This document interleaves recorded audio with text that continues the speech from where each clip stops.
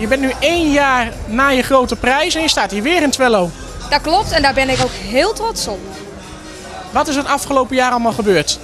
Eigenlijk best wel veel. Ik heb natuurlijk de titel gewonnen Prinses van het Nederlandse Lied. En ik heb ontzettend veel optredens daardoor mogen doen. Ja, je hebt een nummer opgenomen bij René Kast. Dat klopt, door René Kast en Erika Kast. Zij hebben het nummer voor mij helemaal opnieuw gemaakt in mijn stijl. En dit is het geworden. Nou ja, dat hadden jullie natuurlijk vorig jaar al gehoord. En ik mocht het weer bij de Zomertour brengen. En zijn er al wat nieuwe platen voor jou klaar? Nee, nog niet. We zijn wel heel druk bezig in de studio's, maar helaas is er nog niks klaar. En ik hoop zeker dat ik over een paar maanden met heel mooi bericht kan komen. Nou, is het dan lastig om door te breken als artiest? Ik vind van wel. Het is heel moeilijk. Er zijn natuurlijk ontzettend veel zangers en zangeressen. En het is gewoon heel moeilijk om door te breken. Wat doe jij om ervoor te zorgen dat jij het gaat maken? Mijn best doen. En hopen dat iedereen het leuk vindt wat ik doe.